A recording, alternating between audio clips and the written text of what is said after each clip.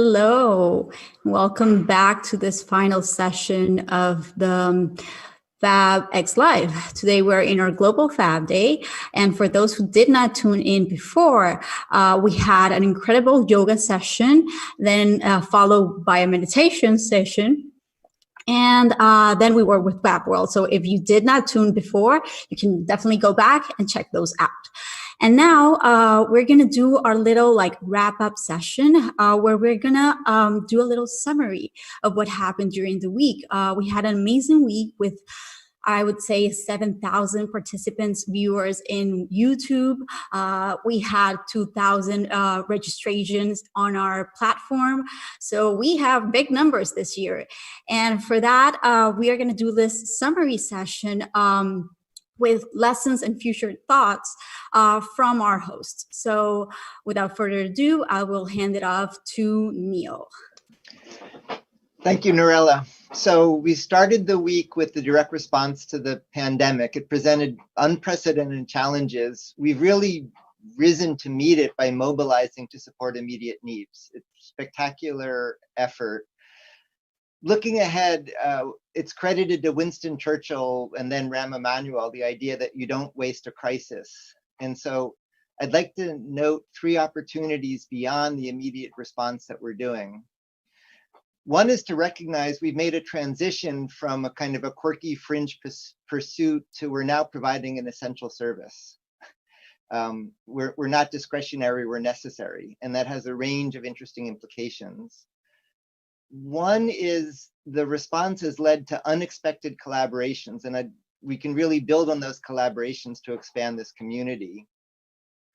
And maybe the most important one is there's a notion of build back better. And I think this week, as you go through the arc of the sessions from me to Sherry to Blair to Tomas, what you saw was a better version of build back better, a way to build back that's more inclusive, more responsive, more sustainable. And so we have a really profound role, I think, to realize that vision of building back better.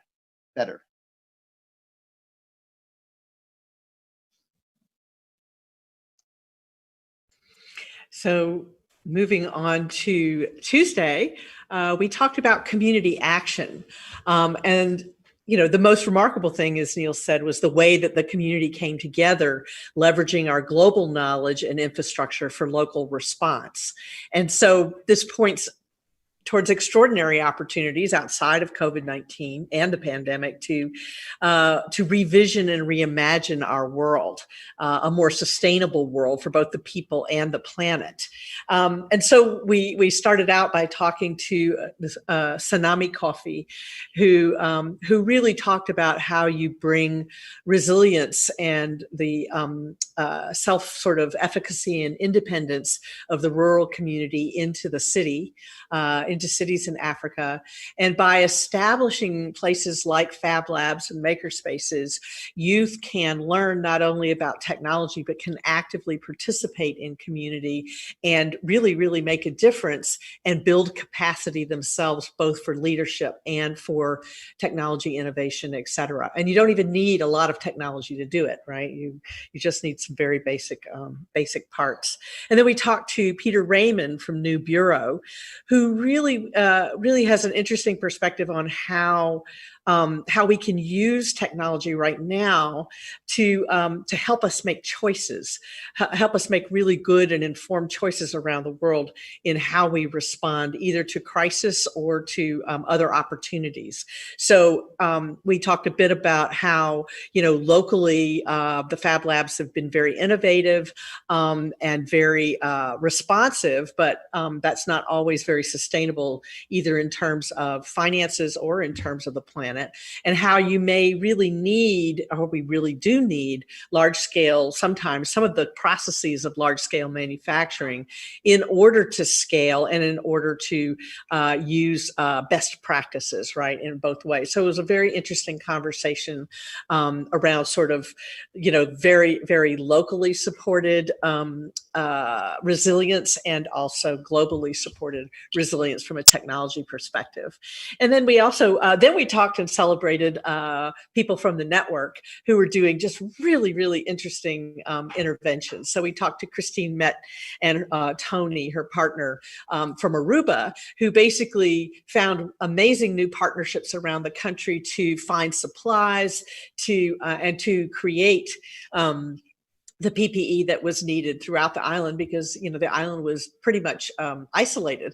They had nothing coming in, they had no manufacturing, et cetera. And so they had to respond, in many different ways and be very innovative about the materials that they used. And so they basically organized the whole country around PPE, which was extraordinary. And then we talked to Vaibhav Chabra and his partner Risha about what they did at Makers Asylum in Mumbai. And they were able to organize the maker community of about 43 labs around India to make 1 million masks in 49 days. Not masks, sorry, 1 million shields in 49 days, which was an extraordinary fast response. And they did it in a sustainable way. So they figured out what the business model was and did it sustainably with locally available sustainable materials. And then we talked to Thomas Landrain, who is one of the co-founders of the Joggle platform, which is it's just one giant lab, and it's really about his response was really about how we take the research and make it open source, and how we propagate best practices, and eventually how we create an ecosystem around open source ideas and designs to create sustainable businesses and solutions for the future. And so, and then last but not least, we talked to Samira Chukpali about Need Lab. And that was, her approach is really about co-designing, co-creating with community solutions that in the end help community, but also help build capacity in community. And so it was super interesting to see all of these different approaches and how we might at some point bring them together to rebuild and reimagine a sustainable future. So that was Tuesday in community action. Blair, off to you. All right, over to Wednesday. Wednesday was about rebooting the economy. And one of the things that immediately came out through all of the discussions is that they were conceptualizing it not as rebooting the economy, but transforming and restructuring the economy, which is inherent in the concept of building back better. And so we had a significant discussion about what better, really would be. And it was nice coming off of Neil's on Monday and Sherry's on Tuesday, because as people went through the conversation, all of the mechanisms that were being discussed to be integrated to form these solutions are already represented in real work that is going on in the network at this point in time. So there wasn't really a lot of pie in the sky discussion. And so the elements of better that were kind of pervasive through the different conversations, one is that, inequity needs to be reduced, and it needs to be a more uniform economy for people to be able to participate in. So, part of the transforming back into a better state is to reduce the level of inequality in participation. In the plenitude terms, kind of body integrity, security, self-determination was a significant part of it. Economic stability and participation and realizing oneself in the context of economy has a lot to do with your having a stable role and ability to have some self-determination and participation in the process.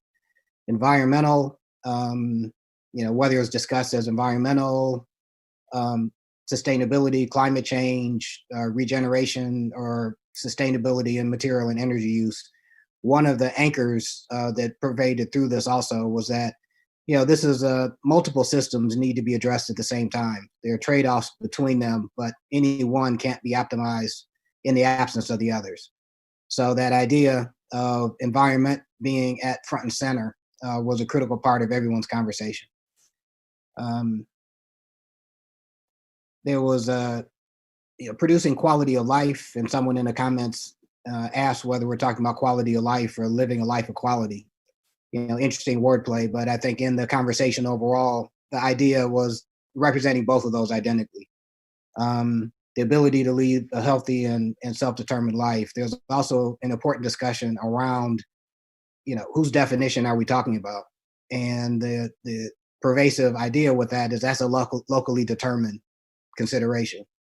The idea that everybody has the means to create quality of life for themselves should be universal. However, the definition of quality of life or living a life of quality is a very local determination based on democratic processes. And that, parallel the conversation about movements being extremely critical in this. Utilizing social technology and movements is, as important as localizing, especially when it comes to scaling this and having it apply at all levels, kind of from the household all the way up to government.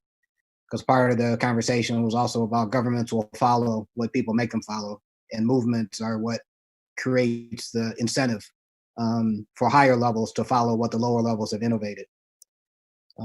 Another component that was prevalent through the conversations was one of balance, whether it was between low tech, mid tech, kind of high tech. There's the discussion that need-driven responses locally are not always the most whiz-bang high-tech capabilities, are certainly enabled by them. But to really focus on kind of that grassroots bottom-up understanding about what local needs are and being responsive to that as a way of really rebooting the economy in a way that's beneficial to the folks that are there, not just kind of getting back into an earn and spend kind of cycle, but trying to use one's time at a community level to produce things that are actually locally relevant and beneficial. Everyone kind of spoke in different ways to the fact that it involves a different way of living. That includes sharing in different ways, which is part of the fabric of the FabLab network, but sharing across broader disciplines of activity too. Design for sustainability was an important part. On-demand production was an important part that everyone mentioned. And just different infrastructures for sharing productive resources was another kind of prevailing theme. So I was very pleased with the range of definitions on the one hand, and the consistency in the definition of what better is. And also, reflecting on it, again, no one mentioned any basis of thinking or technology or practices that aren't already being prototyped within the network in different ways. So, we're in an ideal place at the ideal point in time, as Neil mentioned, and not waste a good crisis. So I think it was a useful session and pointed in the direction of kind of what our definition should be about better as we're building back economically, which probably leads pretty well into Tomas on Thursday into the future. Thank you, Blair. I think that this very event is a proof that we are not wasting a crisis. And I think that we have made out of this event, in this very special condition, a way to get into more people and to all the corners of the world. So it's really beautiful to see what, all the reactions of people saying that, they feel that never has been so inclusive, that they never feel so connected to the FabLab network. So cheers to everyone that didn't waste this crisis. It's a nice thread, and also it was a big challenge to pick up from the previous days of the Fab conference because the bar was really high, and I have to say that I was a bit nervous of trying to keep the standards. But I think that the speakers did an amazing job, especially the way in which we created a flow, starting with the conversation between Ron Eglash and Felencia Hutabarat. The intention of that session was to bring the voice of someone like Ron, which has a very critical position in relationship to the current production model and which are the foundations of that production model, based on in-depth research that he has been doing, especially in academia for many years. I like the approach from Ron sometimes can be very sharp and dry, but he basically refers to the extractive economy that we have been building, especially in the base of colonialism. There's a lot of principles of colonial history are embedded in the way we produce and distribute goods, and also we produce and distribute values. at the moment. But I think that he brings also a really interesting perspective, because not only being critical, but also being propositive in relationship on which kind of alternatives we have to create a different productive model. And he refers to the use of technology as a double sword edge. In one hand, we can kill diversity, basically, when everything is reduced to ones and zeros. But it's also an excellent tool, and he has been proven that through different experiments, to actually transmit culture and transmit diversity using these new means of expression. So I found that beautiful, this paradox in which, a tool that can be very, very limiting in terms of diversity becomes the channel in which diversity is transmitted, and also in a way to engage different ages into the use of technology to manifest that cultural diversity.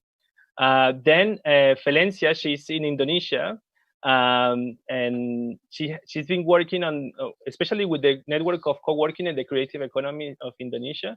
And I think what's really interesting, the way in which she was referring, to a technology like language, and how that language sometimes creates these abstractions, and also in a way forgets the context and that diversity. And she was explaining how in Indonesia, the communities had to respond to the COVID crisis, taking from the lessons of the North, that they were coming in a different language and with different expressions and with different means that people could use. So one of the very fascinating responses that she shared with us is the way in which some of the responses to actually keep people safe was not about creating or a device or 3D printing something, but was using references to local culture, like for instance, dressing people with this evil as monster evils, which is referring to certain religious celebrations, to scare people that were outside when they were supposed to be in lockdown. So this kind of a play between culture and technology is something that I found really, really fascinating from that first session. And then also was a really entry point to the second part of the Emergent Futures, in which we had the opportunity to celebrate people that has been growing within the FabLab network, but also that have been pushing the limits of the network. And this is something I really, really was inspired by the work of Tomás, of Robert, of Alejandra, of Eche and Carmen, because what they have been trying to do is to go beyond the lab, not just staying in the experimenting in the lab, but also really looking on what the lab can do in the outside its walls, in the real world. And they have been doing by building evidence, by convincing people to give them funding to create projects, by enabling new laboratories, by working with communities, and especially Carmen and Eche by creating new and diverse narratives using technology. So just to conclude, I think that probably many people was expecting in the Emergent Futures session to have, a kind of a Elon Musk driven by kind of session, in which we're going to show rockets going to Mars and driverless cars, and this kind of a techno futuristic approach to what we could do to create the futures we want. But actually, I think that the lesson is that the questions about, the creation of these possible futures are probably more simple, and they have to refer to diversity, to learn from each other. And in order to do that, one of the, I think, like a common points of agreement is that we need more learning spaces, design learning spaces for different cultures to encounter, from technology to meets context, and for us keeping making the change that we want to put in the world. So Sherry, over to you, and thank you. Thank you. It's a beautiful message to end with.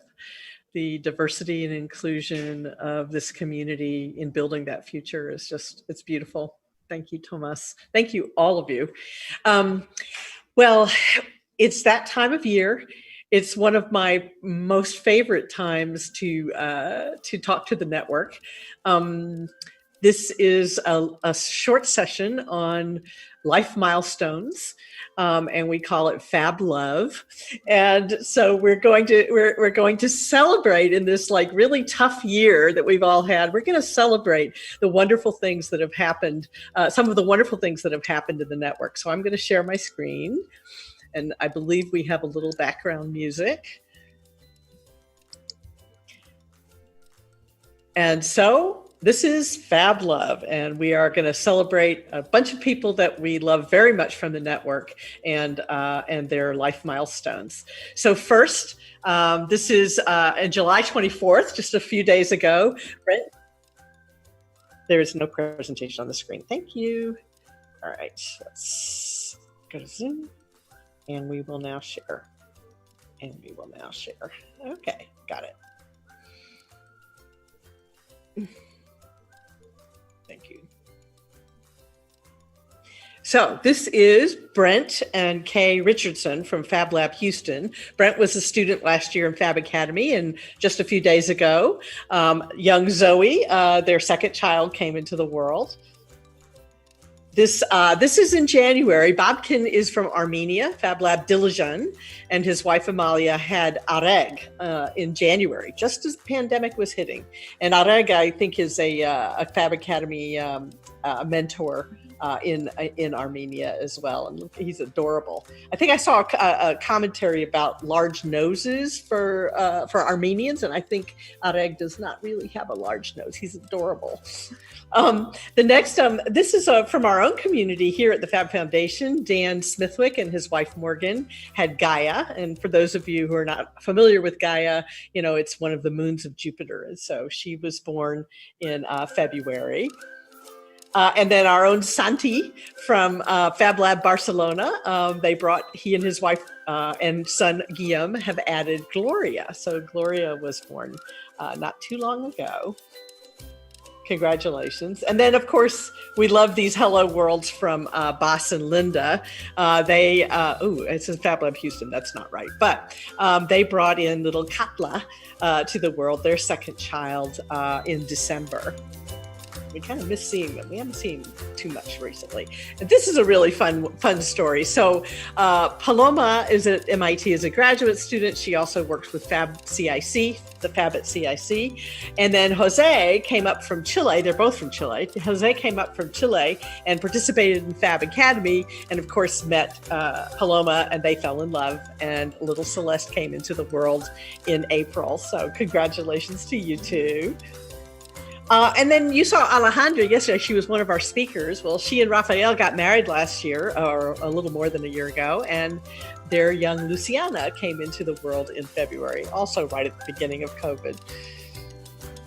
And then you may remember from last year, Yuka and June got married. They met, it was love at first sight. They met in FabLab Kamakura, she was teaching, he was taking Fab Academy. And last they had a little baby that was on the way. You see the sonogram in the middle. Well, now Yui, it's a girl, has arrived. She arrived back last November. So congratulations to you.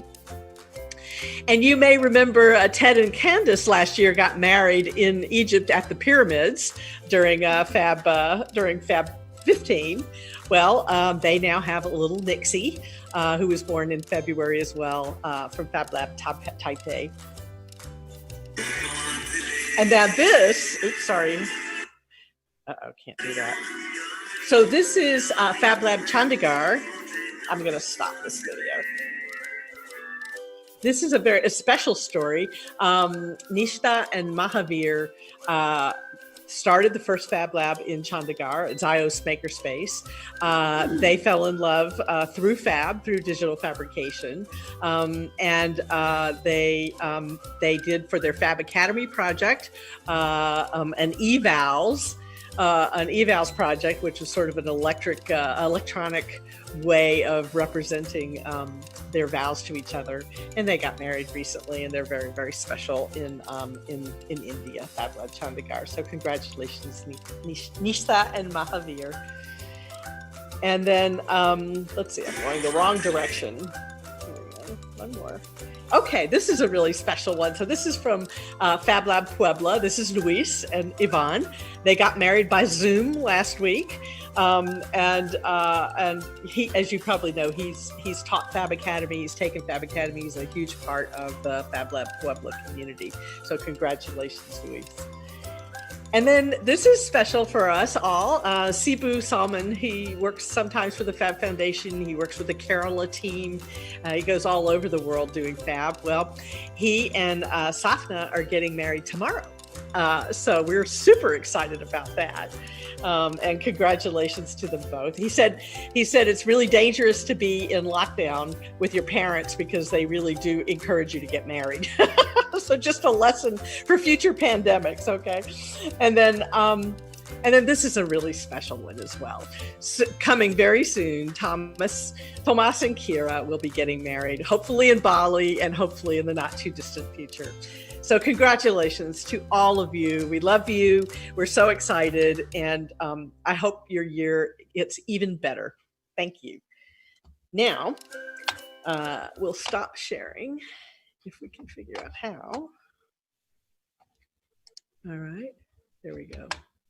Yes, okay. So now we'd like to just take a short break to do Fabersize, and we have a very special Fabersize today. This is the bits of Fiore. So take a few minutes, relax, and enjoy the bits of Fiore.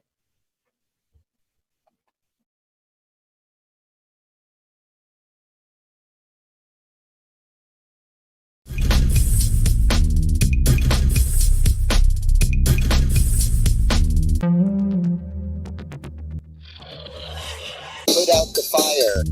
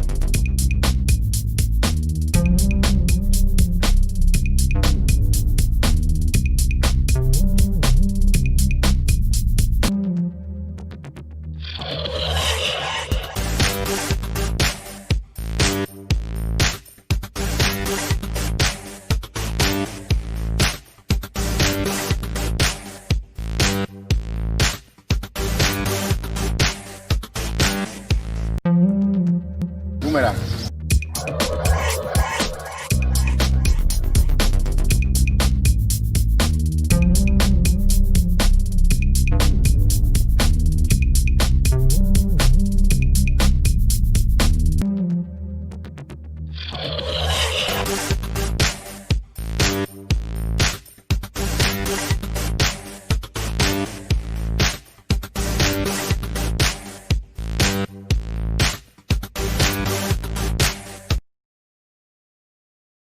Uniform.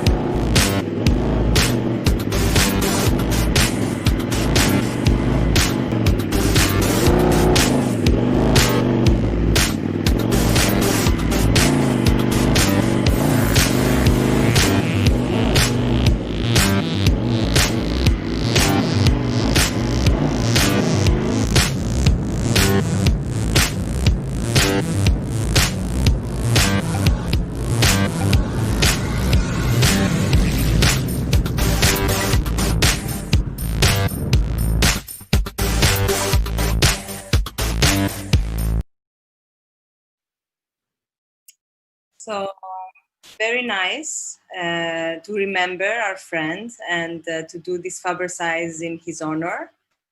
And let's continue to the very, very hot topic of challenges running during the week and before. So we have 3 challenges that we are going to announce and hear from today.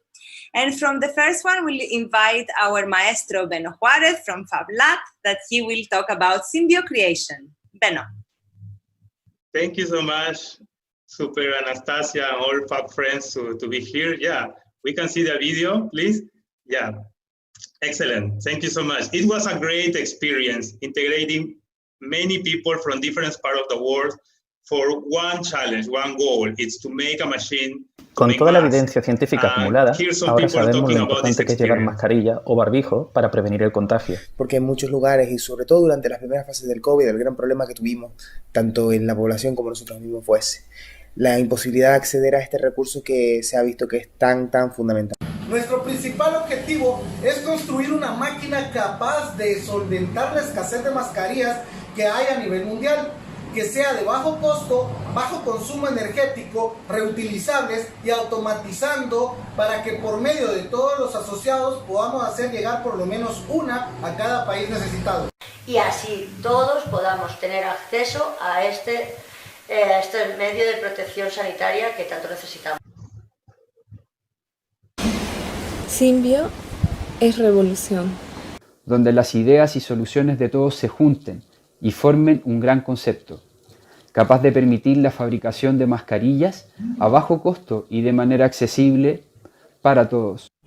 Simbiocreación es una metodología que permite integrar ideas de cientos o miles de personas para generar productos de alto valor e impacto.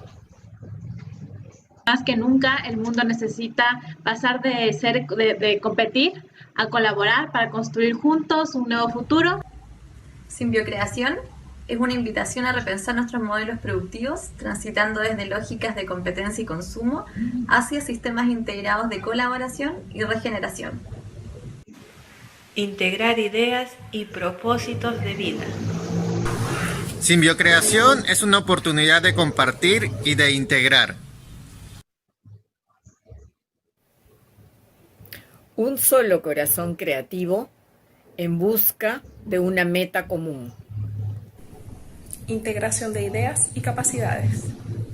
Criaremos juntos, com makers do mundo todo, una manera de transformar el mundo. En un mundo dividido por múltiples razones, Simbiocreación promueve la creatividad colaborativa. Desde el este al oeste, del sur al norte, te invitamos a participar en el gran proyecto Simbiocreación de Mascarilla, donde todos unidos como un solo corazón vamos a vencer este desafío del COVID. ¡Todos unidos! So the process started with this call to the community. We used for first time in this Fab event our own app. And in this app, we started to collect individual ideas. And these ideas create groups ideas. And these groups of groups ideas. It was a really emergent process and a process to make not only a machine, it was a process to make a community. And also, we could identify many different strains. The most important strains in this process were materials, especially biodegradable materials, and not only the machine, how to make a machine that could be replicated in different parts of the world in an easy way, also how to measure the quality of the mask. It was a really important contribution of the network. Well, today we have this final session to show in extended version at 3 p.m. Boston time. If you want to join us, that will be great. And you will see more details about this project that has been made for many different people around the world and connecting these ideas. As Delia says, more than make a machine, we make a community, we make a group of people that could make more challenge like that. Thank you so much. Thank you, Beno. So Let's go to our second challenge, which is the Makers for Good. And let's see how this went. It's an organization for designing the new reality by Makers from Good and Wikifactory. And I know that it has been very, very intense.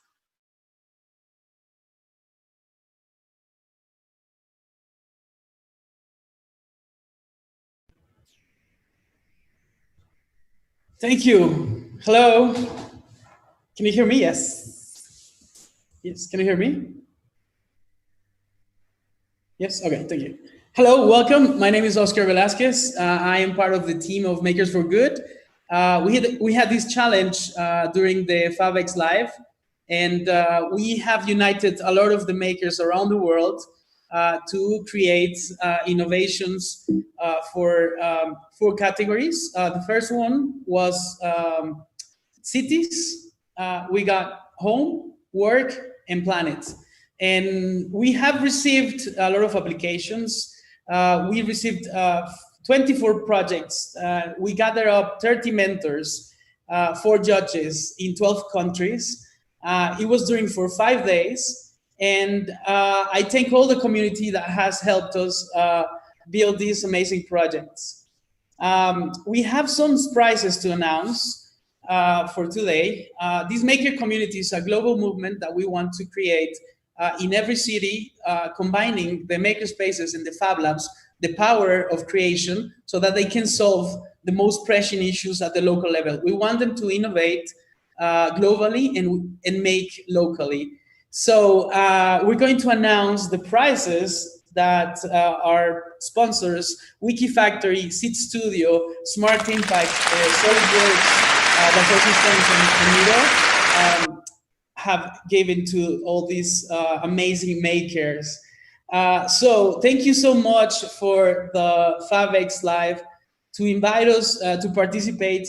And it was really amazing week. We have so much fun and so many really good projects. So I like to present all the prizes. The first one, it's called Uvondesk. That's the first place.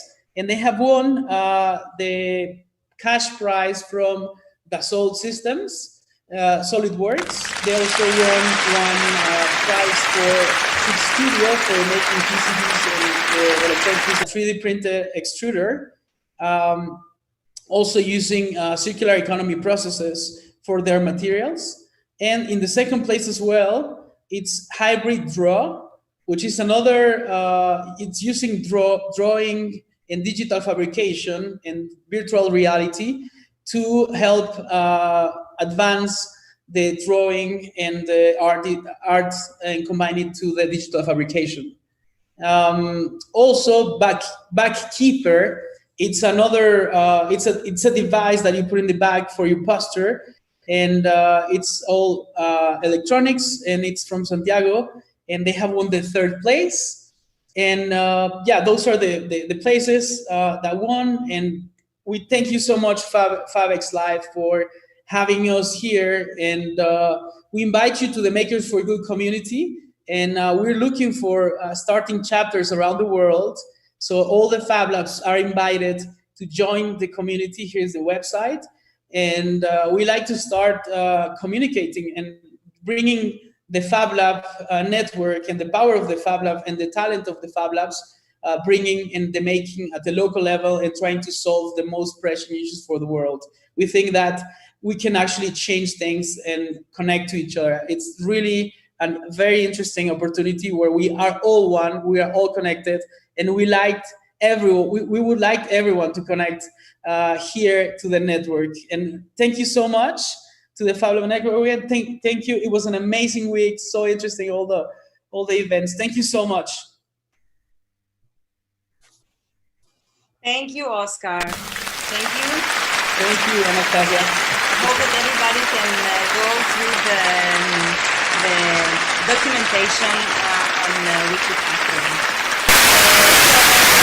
So now to the last challenge, which was the social distancing challenge. It was about making literal new kinds of human interactions between people, redefining space. And it was a fun challenge, and we are very, very excited of what you have shared with us on the community platform. The idea of this challenge was to actually activate the community and have the jury being part of our community. So I will share my screen. Oh.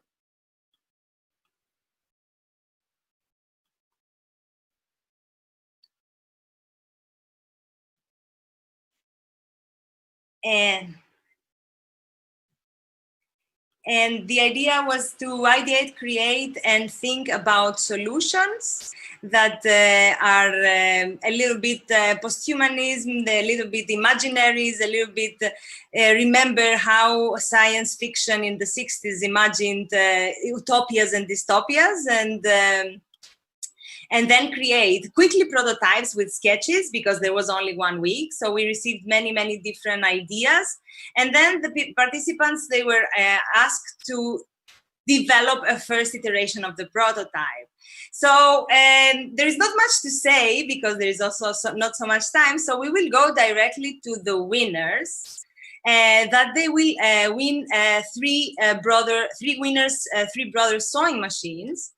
And we decided that we would like to have this community-based action seeing in our platform, which were the ambassadors, the ones that they engaged more with the community. So we selected our ambassadors according to the community platform.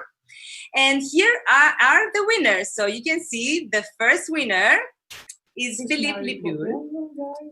Typically, with social distancing, the problem is not in front of me, problem is typically behind. Thus, what I propose is to integrate that thing in the cap, and when you come closer, it lights up and says, please stay away. But as you can see, I need sewing machine. Thank you. Amazing. So this is the first winner, and it's a traffic light head cap actually, and it's a very, very good documented. The second winner is a 6 Feet Man by Beth Lloyd. So she actually made this inflatable during this week.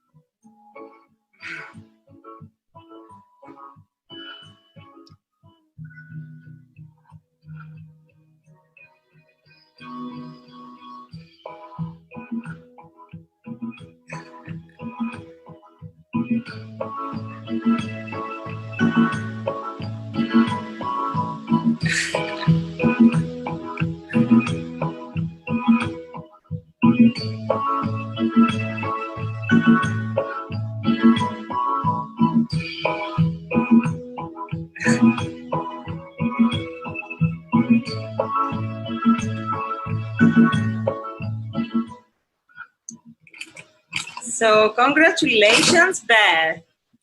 It was very good to see this engagement, and it was very nice to see making this inflatable in a week and also documenting it with so much excitement. So very, very, very congratulations to you. And the third winner is Pooja from Vinyam Ashram. Let's see.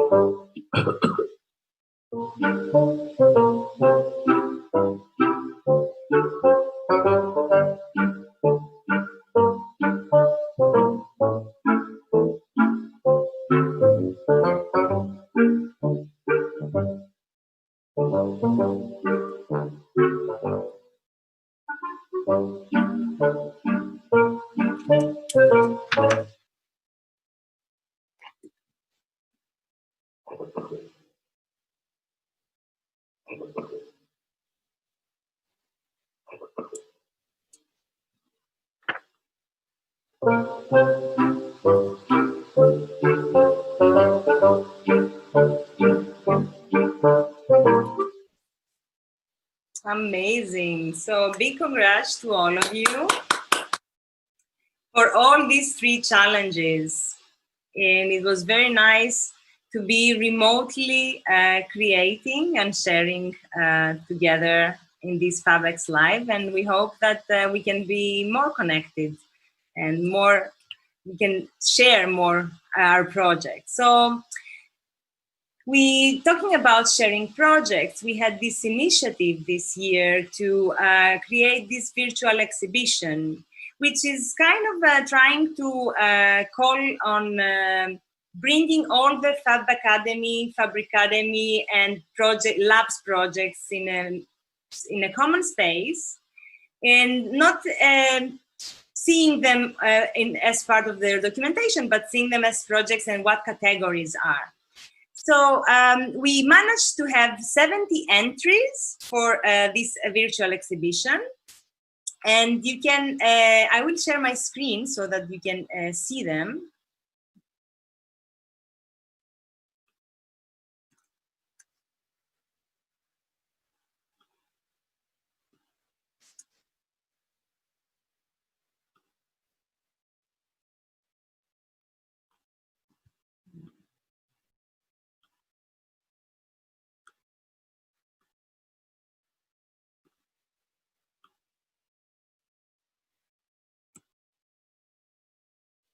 So here you can see that we have the different projects,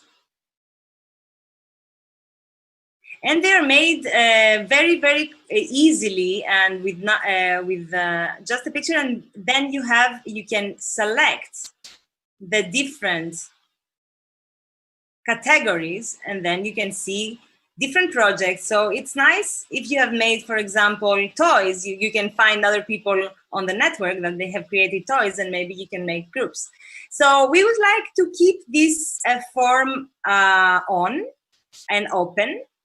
This is a temporal space. We are thinking something different about it, but it was a good call so that we can start gathering this information. And we gathered the information from previous Fab Academy Reels, and that you will see later on today. And please, if you haven't submitted your project, even if your project was like 10 years ago, then please submit it. We would like to start collecting and creating all this legacy.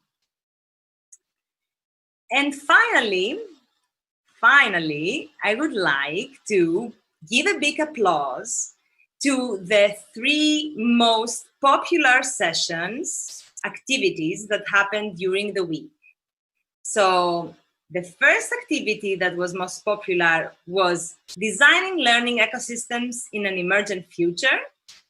It was made by Santi Fuentimilla and Xavi Dominguez by FabLab Barcelona with 65 participants. A big applause. The second one was starting a digital badge program in your FabLab by Sarah Boisvet and Geoffrey Garon Apol by FabLab Hub and Pygmalion Numeric.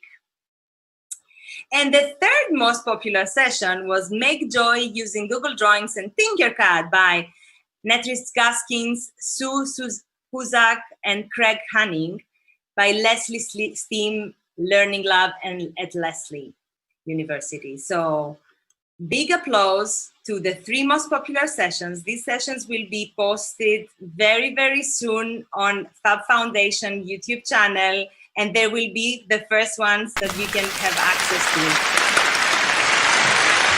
And going on into what's happening later, and what we want to tell you is that what's happening after today. We have activities, mainly working groups or panel and discussions happening on the 3rd, on the 4th, and on the 6th of August. Some of them, they are in English, some of them, they are in other languages. So have a look at that. And this also brings us to the topic that we would like to keep our community platform open so that we can continue posting activities that the people can join. So we will be seeing the different people that have engaged with the platform, and we will be making them moderators so that they can organize locally in their countries and then represent and coordinate in this digital platform the different activities of the network throughout the year. That said,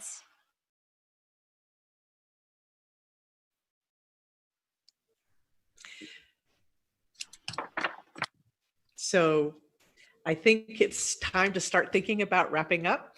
Yes. I would really like to take a few moments to thank all of the amazing people that made this possible.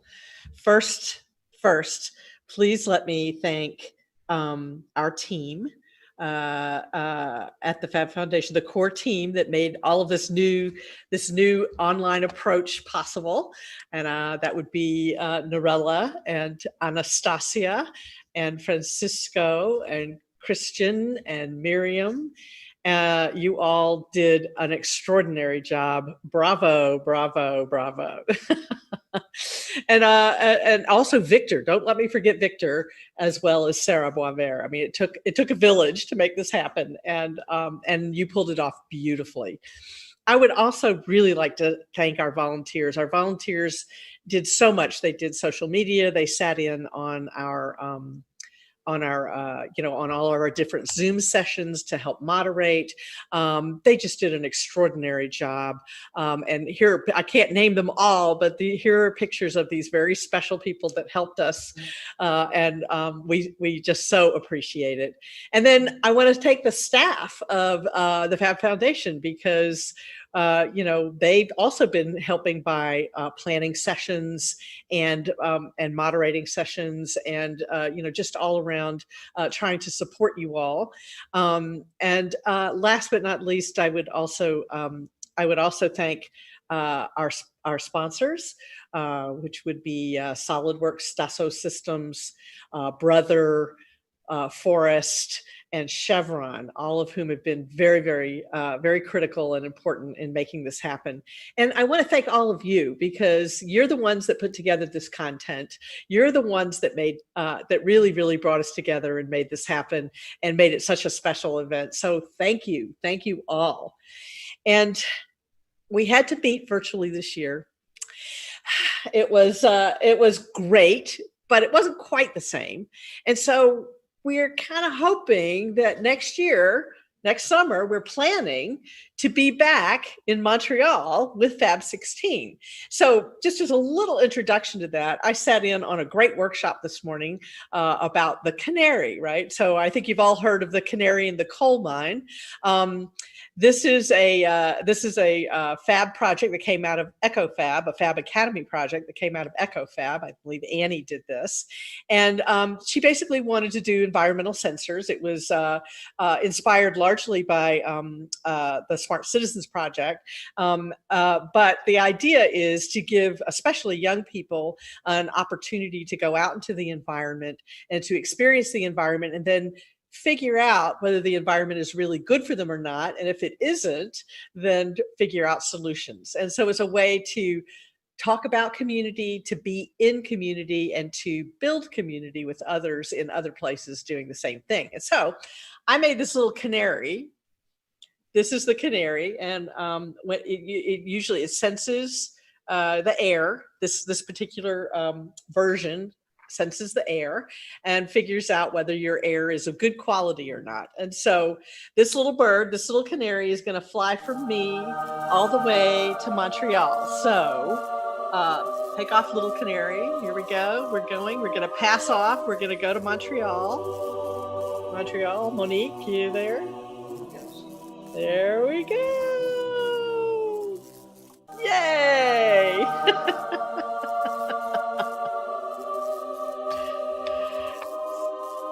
So Monique, tell us a little bit about what to expect next year. Okay, so it will be very, very nice to have the FAB16 in Montreal next year. We hope to welcome you in large numbers in person and probably online either.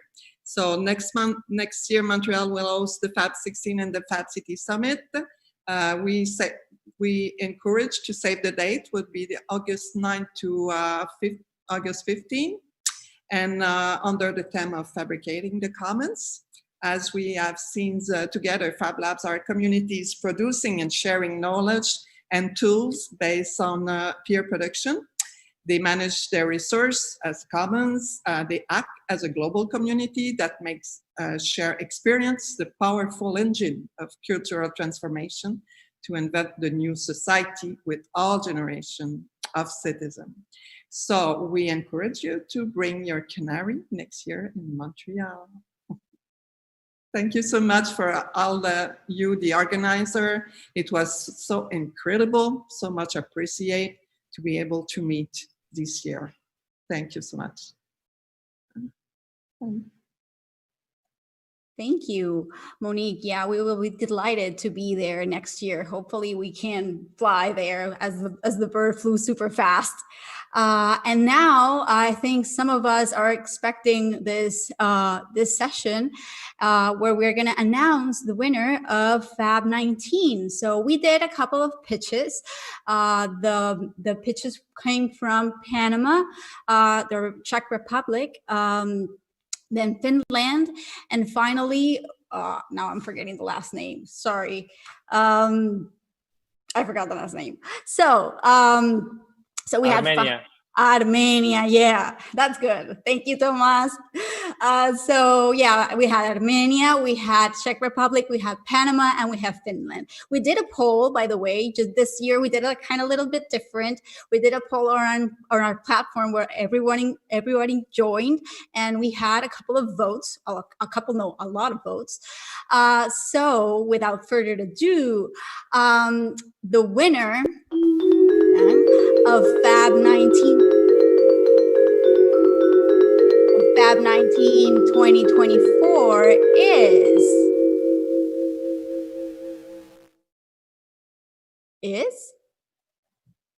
Czech Republic.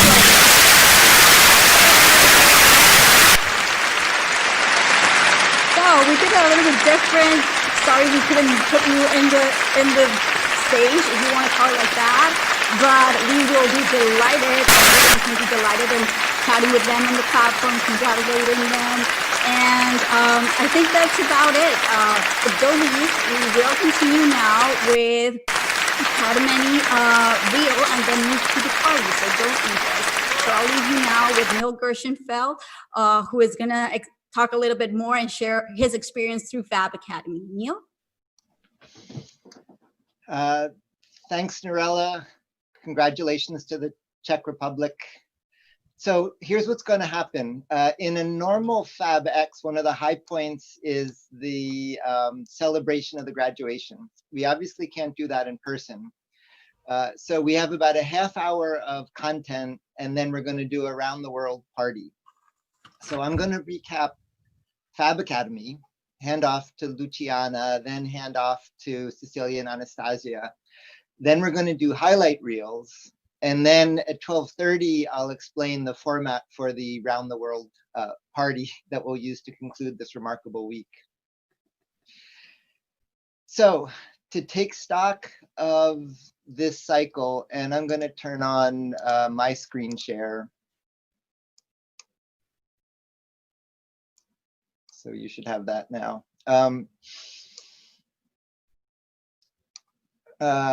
in many ways, we were prepared for the pandemic. The Fab Academy has worked through generations of video conferencing. Those of you from the beginning remember we ran our own hardware that was small and then got big, and then we moved into generations of the cloud. Thanks to Fiori's leadership, we've been well supported online with a distributed platform. So in that sense, we were ready for this. But the pandemic, the really interesting thing it did is it accelerated our future. Things we thought were far away came closer as we navigated through how we keep running during the pandemic. So interesting projects included ULU provided remote interfaces, so students could be at home but run machines in the lab. Barcelona pushed a low-cost machine that could go to the students. This is something we've been talking about for years in Fab 2.0. So rather than sharing one machine, every student gets their own machine. UAE developed a VR lab. This was a project from Harvard to develop electronics kits to go to the students. And what really emerged from that is, without much thought, we've been just assuming students come and work in the lab. One of the things this pandemic has done is really lead to taking the lab to the students, not the students to the lab. Much more distributed access to the tools. And I think that's going to have huge implications in the future. It won't be based on sharing the machines as a scarce resource, but it'll be much more permeable both between the central lab and the distributed students. Another thing that happened is, along with the student projects, the team of instructors and the whole team that runs this has developed a number of collective projects that I think are going to be really important. One is, rather than the inventory just being a long spreadsheet you have to figure out how to order, we have a great team working on building class kits and turning the inventory into a supply chain. So you can source all of the ingredients that go into a lab as a live online supply chain. There's a project revisiting the idea of a thesis. So when you finish Fab Academy, many students kind of fall off a cliff and want to keep going. There's a group working on developing a thesis for more advanced study. There's been a lot of progress in accreditation. More and more institutions are accrediting the Fab Academy under their own system, and every one of these makes another one easier. To have our credential done in the coordinated global way, recognized in a number of local systems. There was a pause on the Bio Academy. You'll hear about Fab Academy in a moment. The Bio Academy is going through a reboot at MIT, and then we'll take that global again. And maybe the most important project is one on people and jobs. We used to run jobs.fabeconomy. One of Fiori's last projects was working on a reboot of that. Julia Hansen, who runs FABxCIC in Boston, as well as a number of others, are helping with that reboot. Our greatest natural resource is our people, but we don't really manage it in the same way we manage our machines. And so we're developing a pipeline for students coming through Fab Academy to find jobs, people looking to hire to find people, ways to find application for advanced study outside of traditional pipelines, ways to find investment. And so one of the biggest projects is really going to be nurturing and taking care of our greatest resources, which is the people in the network. So all of these got seeded during this pandemic cycle, and I expect to be growing. And so with that, let me hand off now to Luciana to recap the cycle. And do you want to screen share or? Okay, I'll just leave this up. Go ahead, Luciana.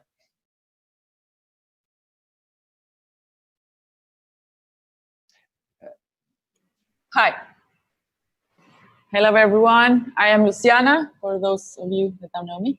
I am the global coordinator of Fab Academy. Fab Academy, I believe, to be at the core of the FabLab network, is one of the many driving forces of dynamics of this amazing community. So far, Fab Academy has seen pass through around 1,900 students, and half of them have graduated, and FabAcademy has run through more than 50 countries and more than 160 cities around the world, all these in 11 years. So it's way much more than just applications and implications. It really is an amazing course that we focus on distributing knowledge and empowering individuals and communities to make it a local impact.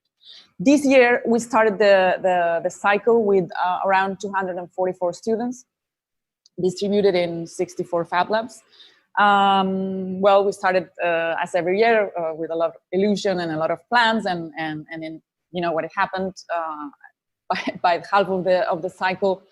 Most of I would say like 3/4 of the FabLabs were closed or with severe restrictions due to COVID pandemic. But the amazing thing is that despite all that, despite the difficulties in accessing the FabLab and the supply chains and the personal circumstances all students and staff had to endure, FabAcademy kept on running, and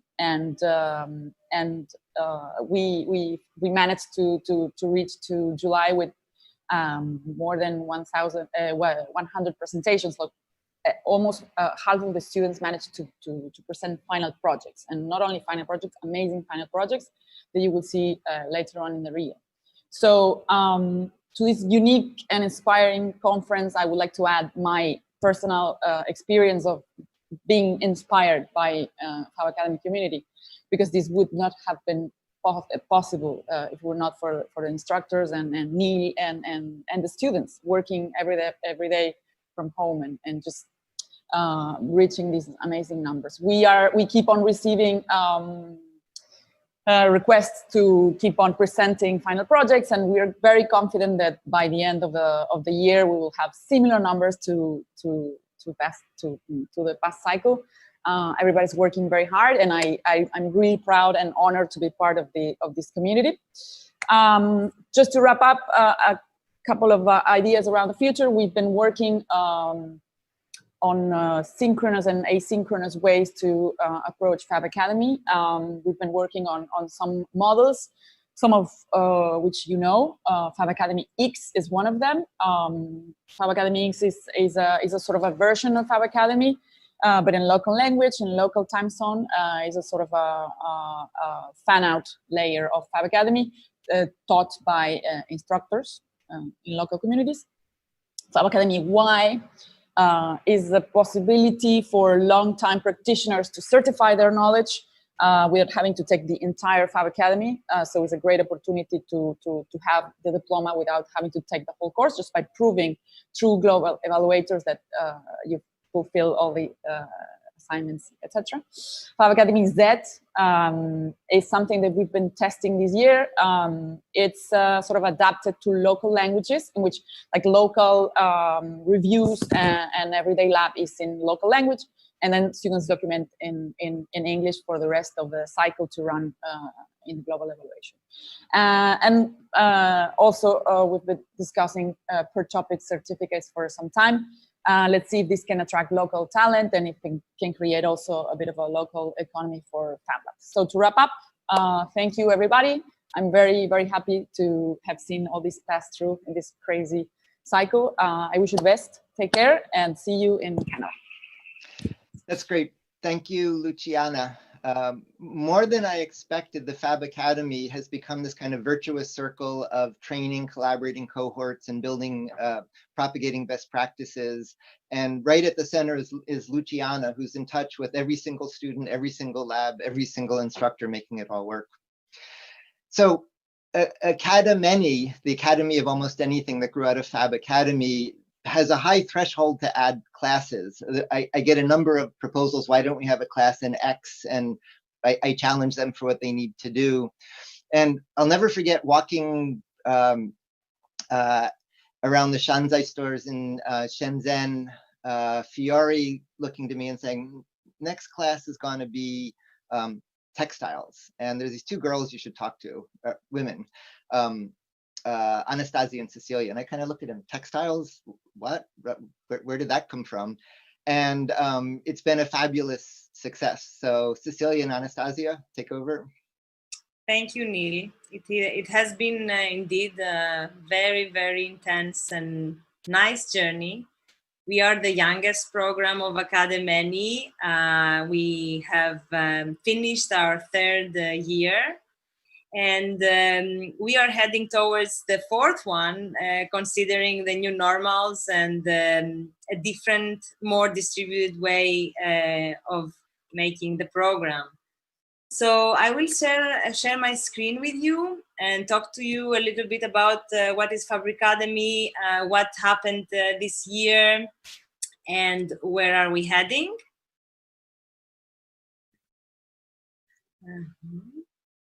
And also I would like to introduce Cecilia, that she's on the other side, and if you want to have some words while I am sharing my screen. No, definitely. I mean, I think we will show it also now. We're extremely proud of this year's students, and the fact that they have managed to achieve all of their final projects and all of their wishes, no matter what. So, and we will show this, of course, also in the reel later. So it's been a great adventure, but also quite complex this year.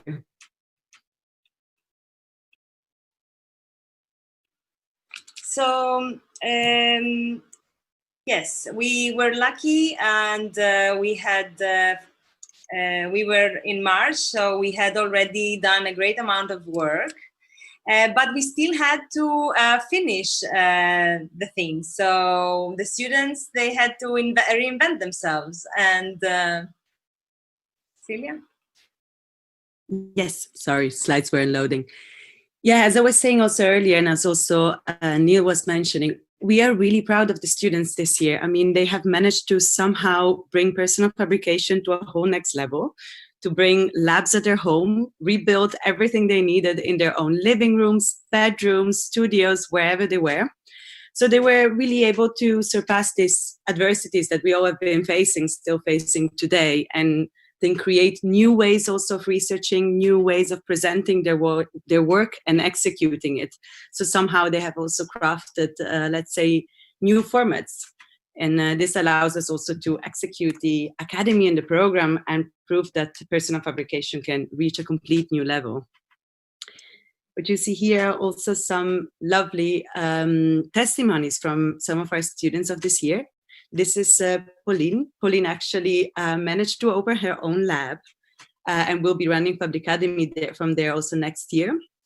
On the right side instead, you see Lucrecia. Lucrecia started actually her own microfactory. So she's also really looking at how to provide materials for other designers. And she was, yeah, thank you. Rabab explored beautifully how actually heritage and digital fabrication can come together. So also really exploring how crafts can reach a whole new potential. And Carolina, who was doing her PhD, was actually exploring sustainable packaging and had to translate also much more industrial processes into a home environment, collecting materials also around her. So basically, FABricademy is a new program, and it is a little bit different, and it deals with textile technologies and digital fabrication. It has a mission to have a different, more diverse audience and open to the society, and immerse the FabLab movement in our district and everywhere. And it starts in this September, so we will start normally, and it runs until December with 13 classes, and then from January to March, we have personal project development. The FABricademy program is made from diverse different people, different experts in the field, coming from the network or coming from outside for the different classes that we have. And basically what we would like to propose to the labs is an expansion of the inventory with a light setup of a bio lab also for the Bio Academy, but also a light setup of a textile lab with tools and machines in order to welcome this new public. We have made some adaptations for next year. So basically, we realized that our audience were professionals, that they are working and they don't have the luxury to spend all the time in the lab to fully immerse in the program. So we are offering the full academy, but we are also offering single weeks, partial weeks, and short weeks. The reason why we are doing that is because FABricademy still is small, is new, is flexible, and we really, it's a very one-to-one training in the end, and we can allow ourselves to enter this complex but very adaptable and systems for the rest. And we made these packages, which is called FABricademy a la carte. And we offer 3 packages. One is the sustainability package, and the other is the Industry 4.0, and the other is the wearable technology package. And we are very, very happy to welcome our new nodes. Yes, and as you can see here, and also as we were mentioning earlier, this year it is extremely important that we also have more and more nodes. So these are the ones that you can find this year. But we would like to welcome in Europe the Aegean Idea Lab in Paros, so you can have FABricademy on an island, quite a special experience. In North America, of course, also EcoFab, which we are very much looking forward to also in regards to next year. And in the Middle East and Asia, we have quite some new labs. There's the TechWorks in Amman, there is the FabLab Bahrain, and of course, the Super FabLab in Kochi, which will be a great new experience, also exploring all the new machinery. And in South America, Seiborg in Argentina, and the University of Design in Montevideo in Uruguay. So another thing that we developed, and maybe Cecilia, you would like to, so it was our application system, because we are trying to move to a more distributed governance.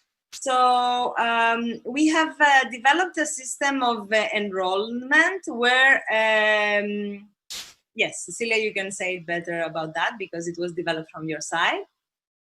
Yeah, it's what we're looking at here is an application system through which actually the labs can themselves also monitor and see the applications directly and get in touch with the students. So this is something that we also hope to expand. With all new features and whatever else we will see that will be needed. But it's a way to distributing, let's say, also the infrastructure to see how other labs can interact with the system itself. Yes, basically the labs, they can receive notifications and they can go on the platform to check the portfolios. So one last but not least, the fact that we have last week, in order to find how we can make FABricademy sustainable and in order to find how we can actually empower the current labs in order to make the knowledge transfer to the new labs, we applied for a European program that is dealing with women and technology. It's bridging the gender gap. And we won it, and now we are going to start a 2-year European funded program that we need to expand FABricademy curriculum to FABricademy Kids, FABricademy Universities, and FABricademy Professionals. And while we are expanding the curriculums with the first set of labs, we will be enrolling 12 more labs that we can actually give some fund that they can embrace this practices, and these labs will be worldwide. It's not only for Europe. So that said, I think that that's our news for FABricademy, and we can go and see our FABricademy Reel, the students' projects, and we hope that you can, if you have interest in the program and if you want to support the program because it's new, we would like to have you on board contacting us.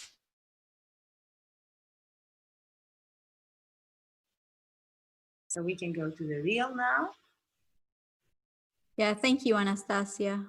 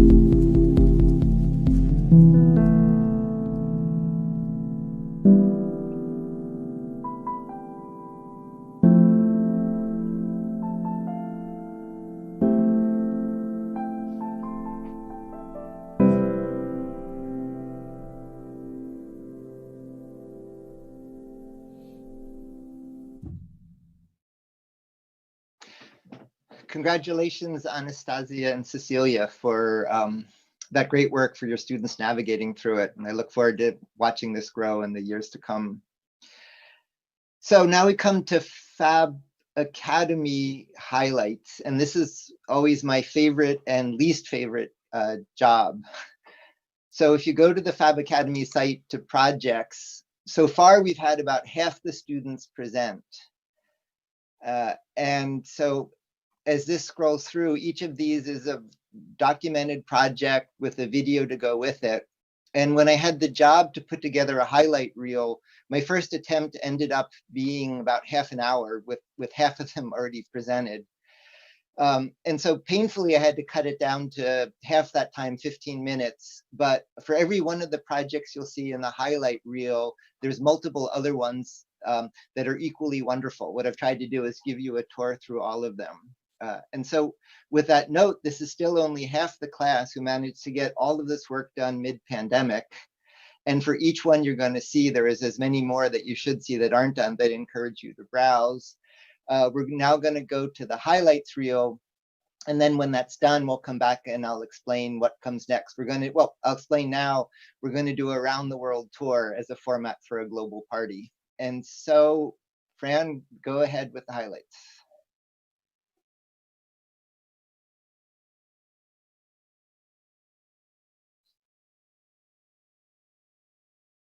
So this first one isn't a final project. This was my favorite weekly assignment. The learn to use a laser cutter. Alina did this amazing job building a castle system.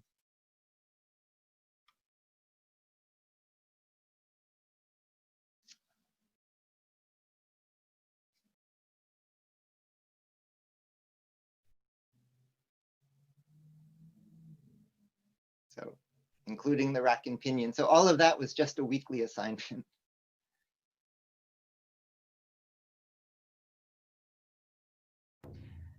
Okay.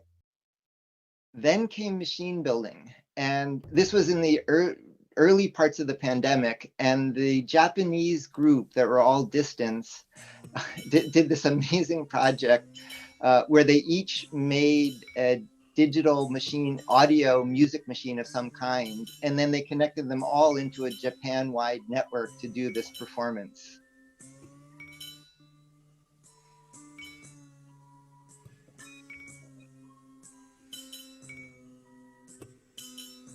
So aside from being creative, the technology behind it is impressive. We've never had a national scale machine.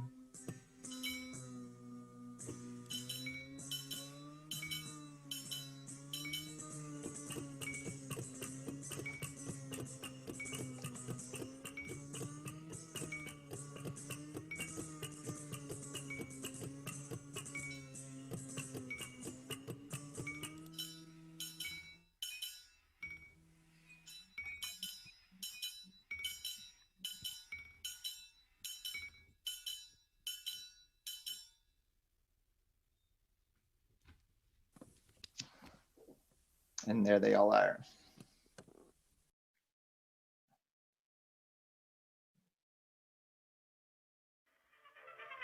So this next project was impressive. Harm from VAG finished right on schedule. This was the first project out of the pipeline.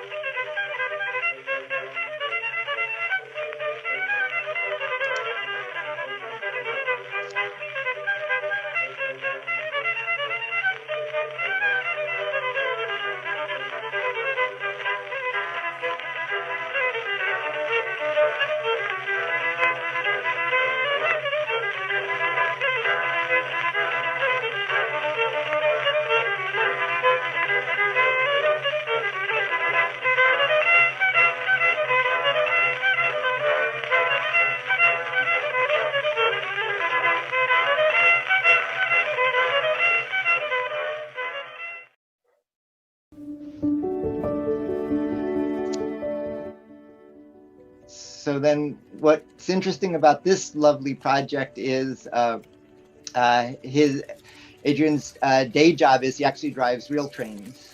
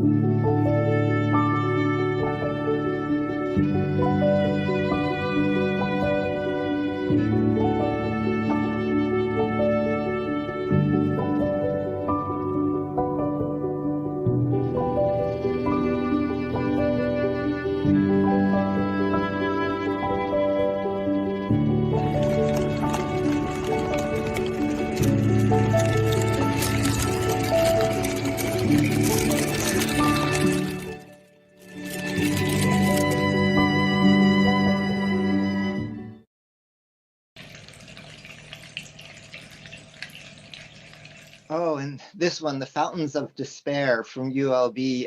Along with other things, he works in the theater. And I probably can't fully represent the theatrical context to this, but his page does justice to The Fountains of Despair. I think that's the first time we had that as a final project.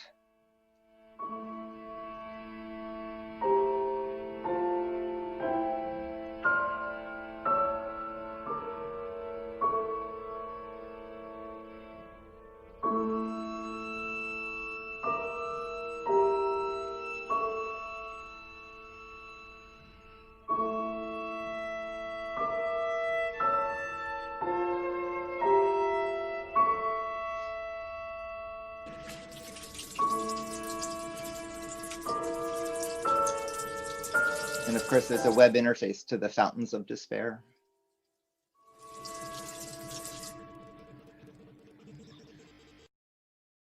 So that was from ULB. Yeah, and this next one was a nice integration of materials.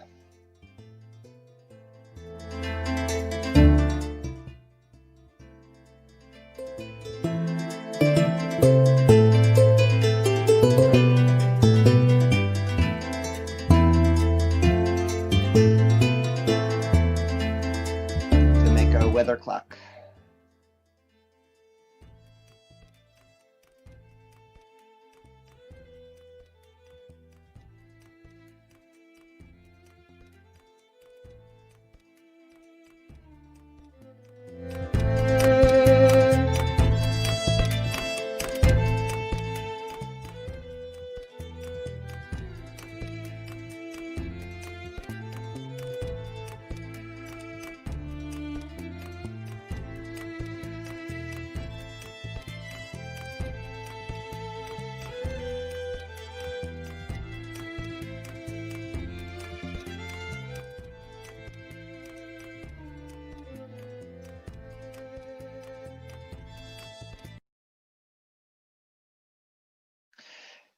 Then from whimsical and theatrical, this project from China is really dealing with the profound goal, which is giving voice to kids in huge classrooms from a teacher in Shanghai.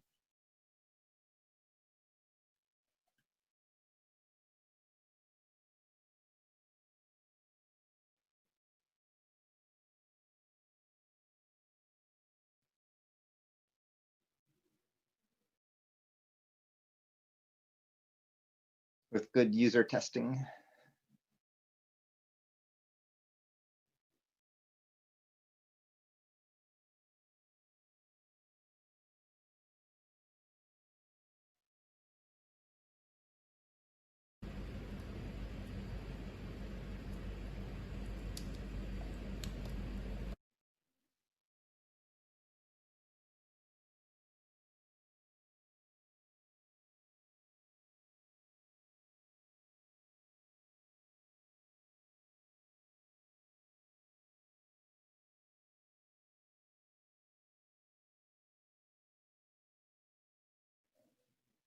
Introducing Mini Salt Factory. Then this next one was an impressive version of a chemical engineering production facility as a fab project, fab class project. So a distillation tower to make salt and water.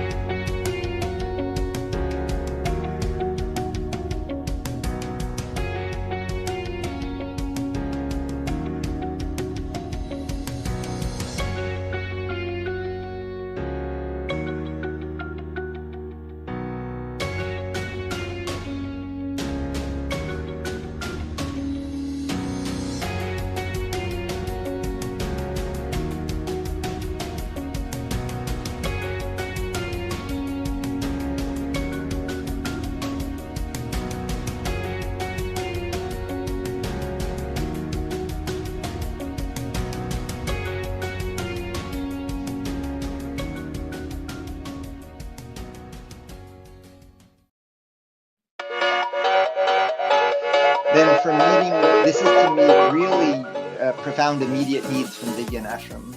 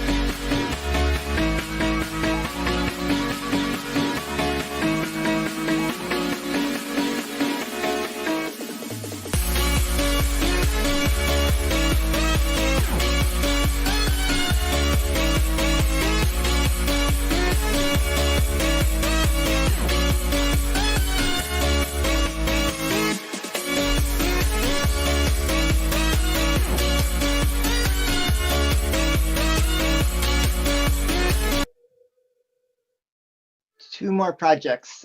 This next one, I cautioned students to do one final project, and this was 3, another one of these impressive Japanese ones. It's a human-powered generator where he made the generator part of it. And for extra credit, he made a remote control game that you control with the generator.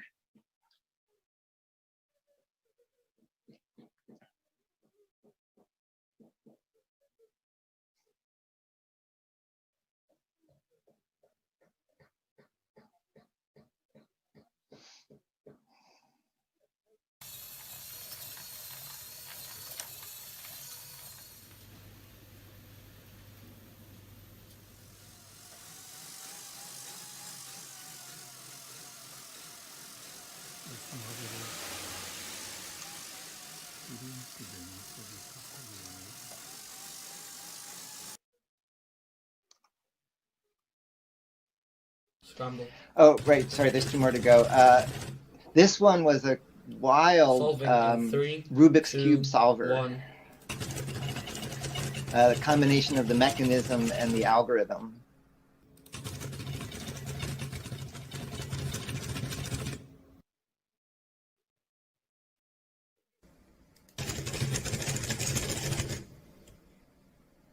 Solving in 3, 2, 1. 1.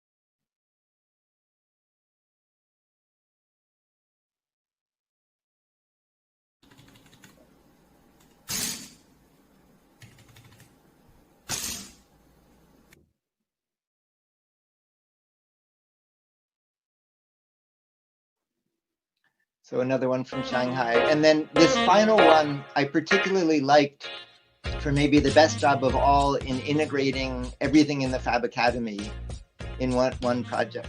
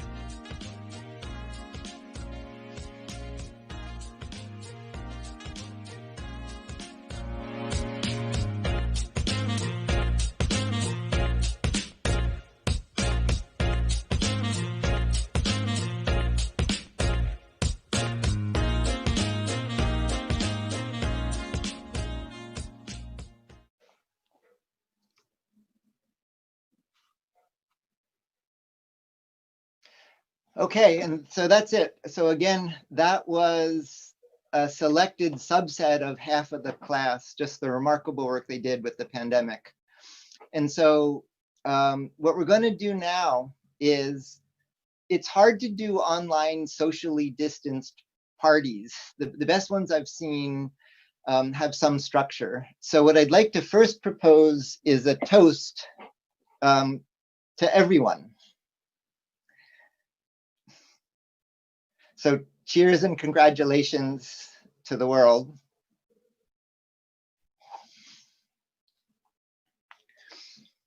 And then if we go back to turn the screen share back on, Fran, and I want to invite the Fab Academy instructors into the Zoom. And what I've asked them to do, well, actually, sorry, we don't even need the screen share because I'm just going to read through it. I've asked them to get ready in a minute for the ones available to tell us about the triumphs and train wrecks. And in some cases, it's literally train wrecks from doing Fab Academy the cycle. So we're going to do a quick round the world tour. I'm going to just go through all of the sites. If you're there, unmute, give us a quick triumph and train wreck. If not, we'll keep going. So AKGEC, AgriLab. Yes. Yep. So unmute, get the focus. Fran, we don't need the screen. In fact, I can just read through. Tell us triumphs and train wrecks. We worked during the pandemic, and we succeed to the remote work with the students. They send us the file, and we mail them the circuits and the electronics, and we succeed in that way to continue smoothly. And then they can come back here and finish their product. And with the regional review, we really work a lot together. So one of my students did this machine with WAC, and for FABx, we invited WAC, LB, and other French FabLab to come here for the 3 first days. Oh, great! That's a real peek at the future of the meeting being distributed with local gathering. And great, thank you. And by the way, feel free to keep toasting the students. This is now party time. Okay, Algarve, Bahrain, Bangalore. Yeah, actually, hi Neil, how are you? So triumphs and train wrecks. Triumphs is like I have learned a lot, and it is like after joining the FabLab, right? I have been searching, and I've been eager in learning all new kinds of technologies like CNC machines and working with them, and I'm very eager to do every kind of machine works. And that's it. Barcelona. Here we are. We're actually, once we managed to go back to the lab, the students came back and they never left. They're still here. Wait. We've been sleeping here. They're still ongoing. Great. Bhubaneswar, Chiao, X Factory, Chandigarh, Charlotte. Yeah, if Charlotte's not here, I wanted to mention this is a FabLab in a school doing K-12 education where the students do Fab Academy. And boy, the work of the many of the students, I'd say, was ahead of introductory MIT students doing the Fab class. Amazing work from the kids at Charlotte Latin, integrating it in K-12 education. Ciudad, Crunch Lab. Hello, Neil and everybody from Crunch Lab, Venice. We are a small Fab Lab, independent Fab Lab in Venice metropolitan area. And a part of this virus, we tried to keep the Fab Lab open, but we had the lockdown, of course. And we tried to help our local community, for example, printing out these bulbs and adaptators for mask ventilators that are commercially produced, but this is the adaptation. And for Fab Academy, we managed to bring only one student, that is Nicola, to almost the end. So that's it. Okay, Desto,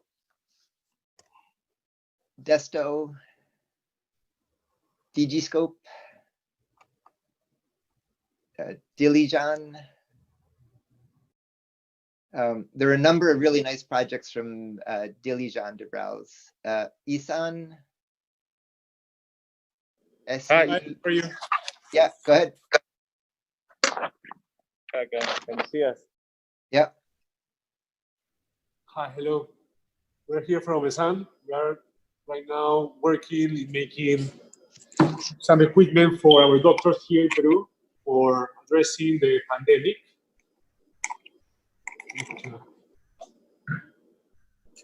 Yeah. Yeah. We're happy to come back to work. Okay, good, thank you. Esni, Echo Studio, Egypt, FCT, Batrop, Insight Focus. I should mention this round the world tour was a relatively last minute plan. Urbid. Hi, how are you? Yeah. Unfortunately, I don't have any of my students with me today because today is the first day of the Eid holiday. But in Urbid, we had 4 students this year, 3 from the Atari refugee camp and 1 who is an employee at the FabLab. Unfortunately, 3 of my students who are from the Atari camp didn't get access due to Corona. But the good thing is right after Eid, which is next week, they will regain access again, and we're hoping they could graduate by January. So this is an amazing story, Nadine. Can you talk about how that came about, the students coming from the refugee camp to do Fab Academy? Yeah, so last year we gave 60 people from refugee camps with the help of UNICEF a maker residency, which is a 7-month intensive learning on digital fabrication. They came to us without any background on digital fabrication, and many of them has never used computers before. So we actually had to teach them how to Google things, how to create a Gmail account and everything related to that. And 3 of those students really excelled and did excellent work. They became very familiar with Fusion 360 and they started designing furniture for their own. So we pitched to UNICEF for them to be covered to take Fab Academy, and that's how it happened. Yeah, it's a wonderful story. There's been a long-standing discussion about the need for economic and educational and entertainment opportunities in refugee camps, and it's a fabulous case study that you were able to do. Thank you so much. Good. Okay, Kamakura, which I think gets the prize for the most highlighted projects. Well, hi, Neil. Hi. Go ahead. No problem. Go ahead. Just one student. Yeah, I'm one of the students, and we're all from home because it's 3 a.m. in Japan right now. but yeah, we're really glad that many of our projects were shown on the highlight reel. It's been the instructors were really supportive throughout the lockdown, and yeah, we're very glad been through this journey. Great. Anybody else from Kamakura? Yeah, Neil, just wanted to highlight the fact that I think the students, this year we had more students than ever, and they worked really well together to help each other survive this COVID situation, and the online session adaptation was really effective. I think everybody worked really hard to continue to progress despite the challenges. That's it. Great. And thank you for staying up so late for us.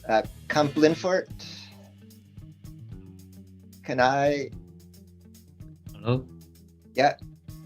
Hi, I'm instructor. This year we have a very, difficult situation, but my students, I have only one student, Tatro.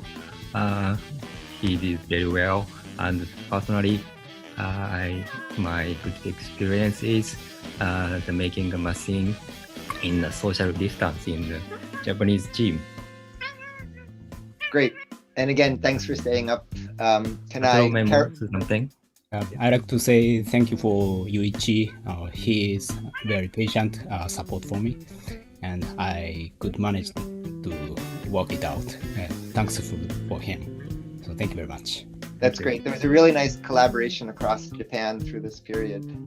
Kerala Kochi. Hi. Hi. Can you hear me? Yep. Yeah, hi. So none of us are graduating today, but then one person presented, but we are hoping that we will be able to graduate by January if things go well. We only had a couple of days last week. We got after so long, but then it was all right. We just started on our projects so far. Yeah. Okay, and you still have a couple weeks left in August, and so you can be ambitious and try to finish on that schedule. Hopefully, yeah. Okay, Karpur. Sorry, Karpur, go ahead. Yes, this is Vida from Kerapur, and so far this year was spent in the pandemic. But we tried our best to manage, and hopefully by the end we will be getting our students graduate. But during this pandemic, the area where our lab is established was already declared as a red zone. Most of the time, it was filled with all the coronavirus cases. So one day in the night time, we shifted 2 or 3 our 3D printers to our main university office. And then we resumed our work.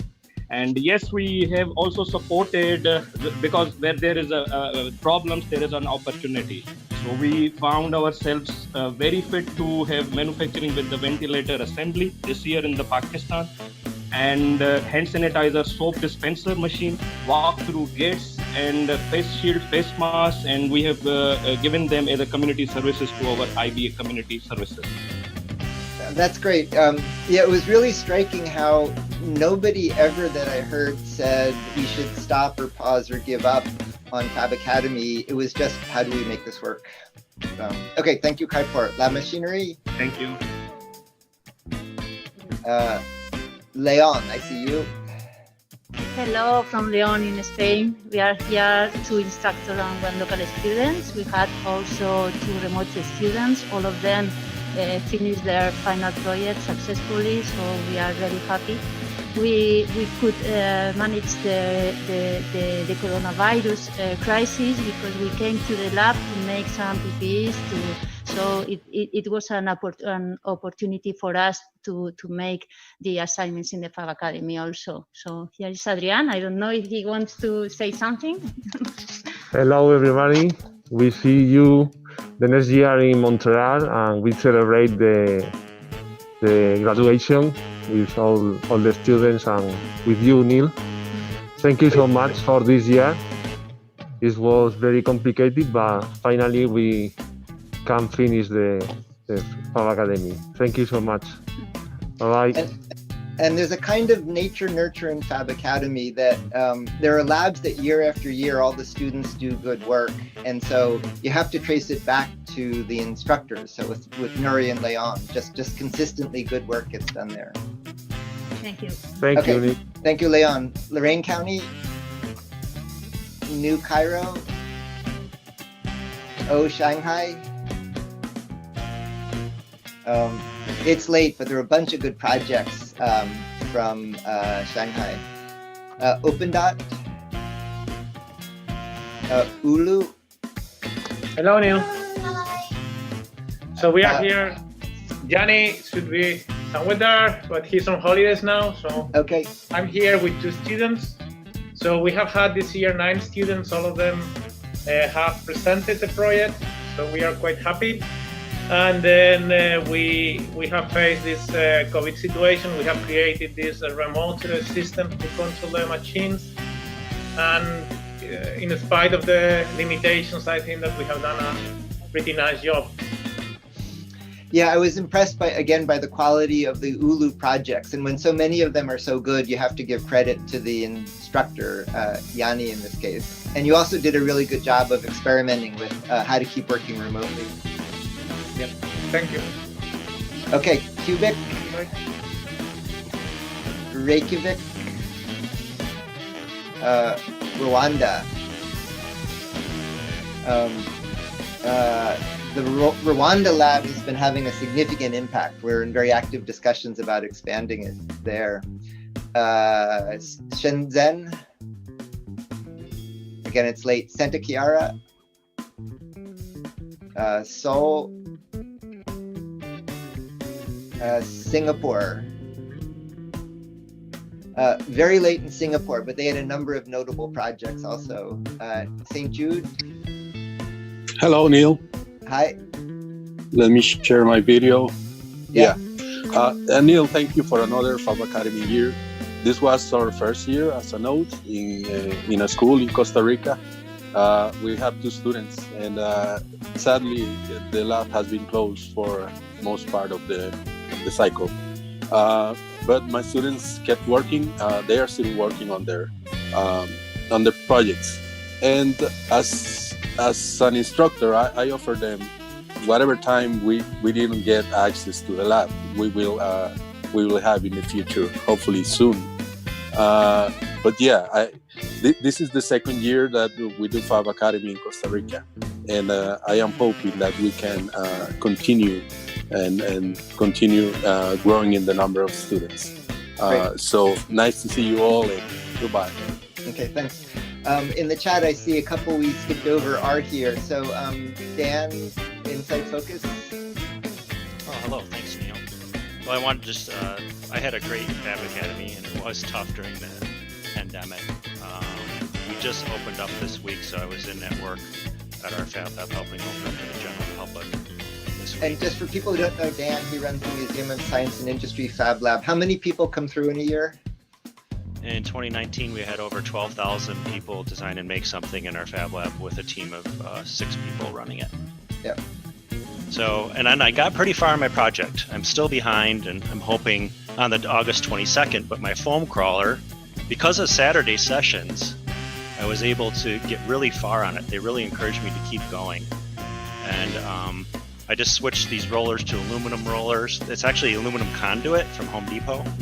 And I got all my axes working. So I'm hoping to have it running and presented on the August 22nd. That's great.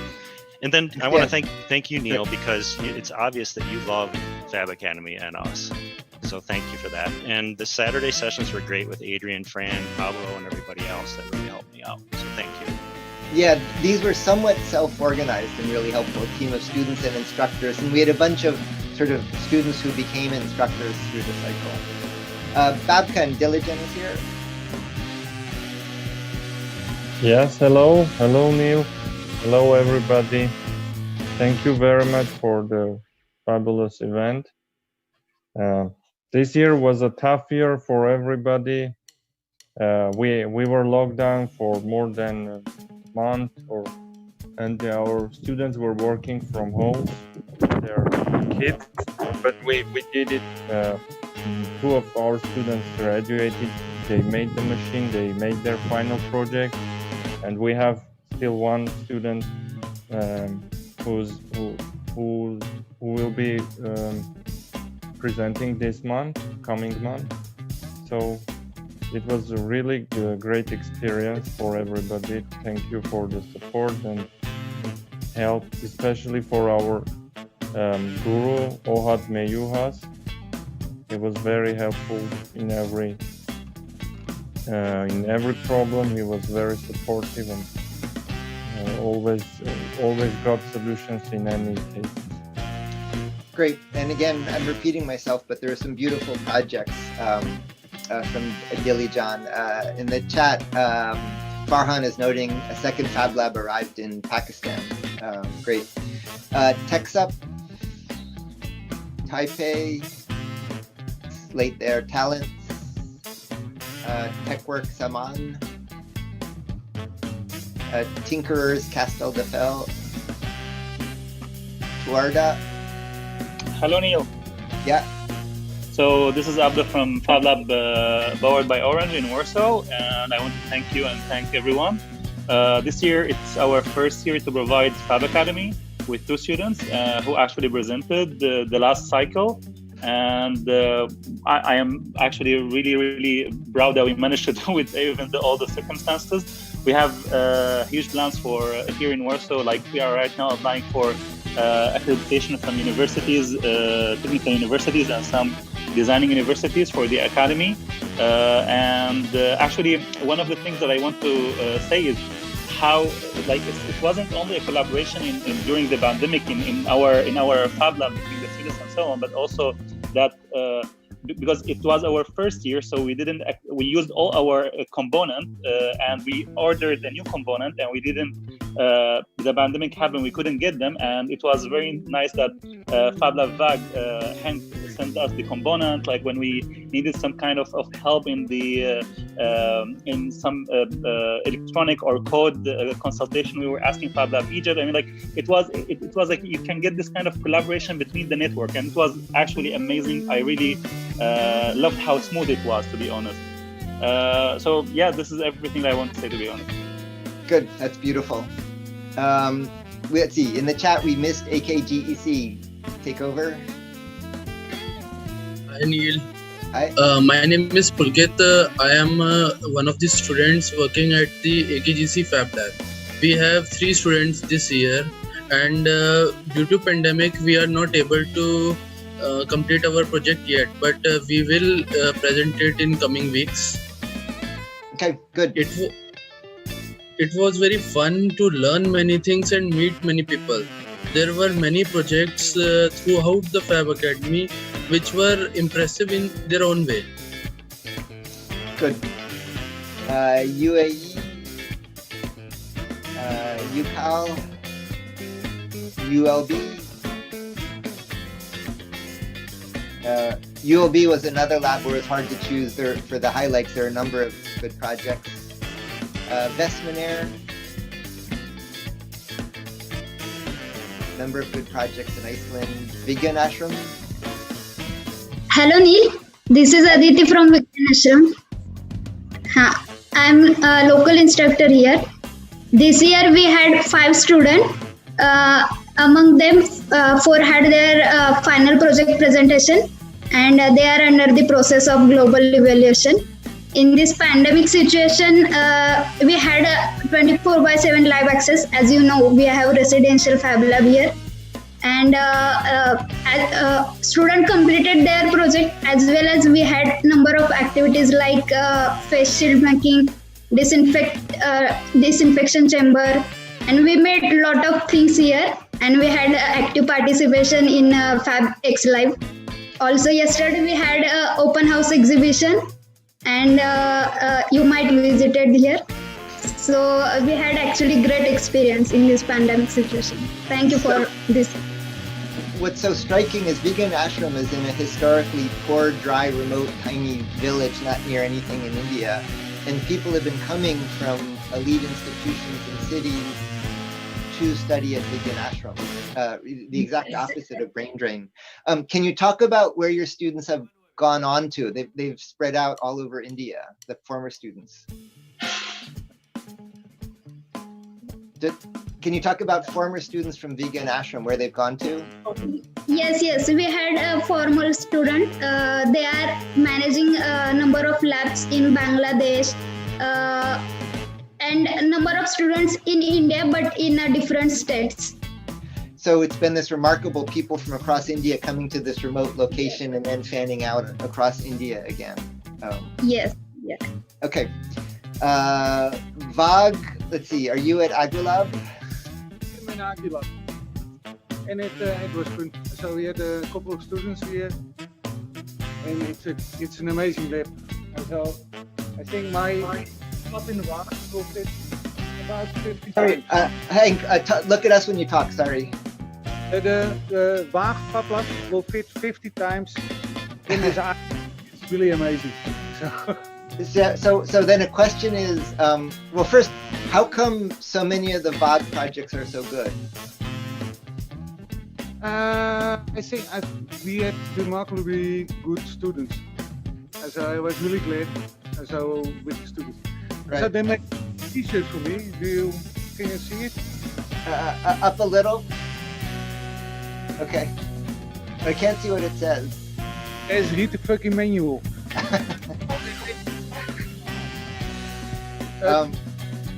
Yeah, so it's interesting to see him. It's that much anymore for the next cycle. Yeah. So it'll be interesting to see a mashup of VAG sensibility and all the resources of FABxLive. Yeah, good. And again, this model of the distributed gathering, what they're doing right now is really a vision of the future of FabX. So we have the main host site, but then we'll have these regional clusters. Okay, thank you, Hank. Almost done. Winam?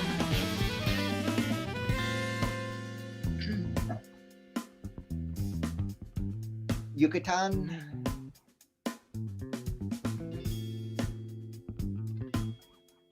ZOI? Hello, Neil. Yeah. Hello, everyone. It's super nice to see you and see all the projects. This time, the pandemic was really, I don't know, difficult at the first time.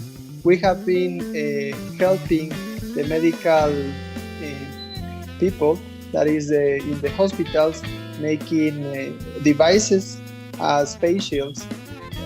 We have donated 40,000 of them. Also, with the FAB Academy students, we have been developing different projects. We started with 5 students, and now we have 2 finishing the FAB Academy. It was really tough, but it was a super nice experience. I think that the future of these technologies, digital technologies, is coming super fast, and more with the pandemic. At the point that we have automate the lab, and now we can control remotely, and the students have been doing their assignments from their houses. So it was a challenging time, and also we find that these maker movements are really important for the society, and even more fast to help than the government. So we are really happy that we are helping and developing our country, and we are feeling that. So thank you. Great. And then Echo Fab, are you here? Looking ahead to Montreal. Okay, if not, it should be clear that we ended up stronger from doing this, and we ended up closer to the future from doing this. I would not remotely call this a feature or ever aim to do something like this, but it really drove us in a striking way that people collaborated more closely. We tackled things we thought were far in the future, and we're getting the students through doing work at least as well as they've ever done before. So amazing experience. So as we get towards wrapping up, so again, I think we need one more toast to everyone.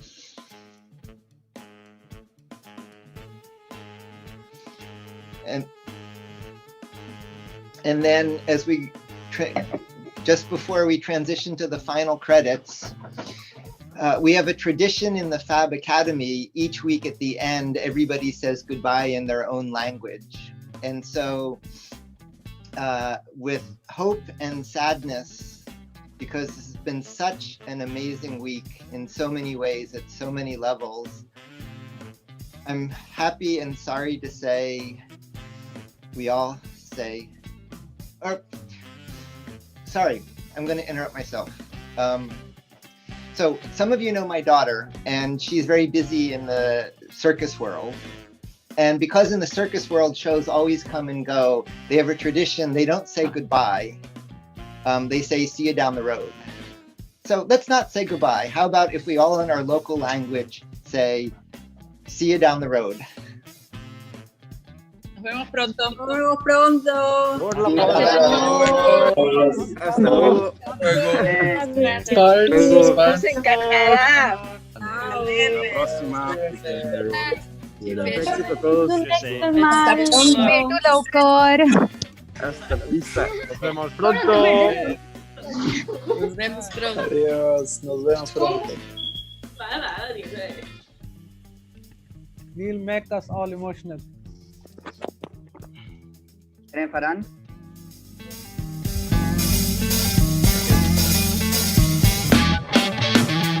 Are we off?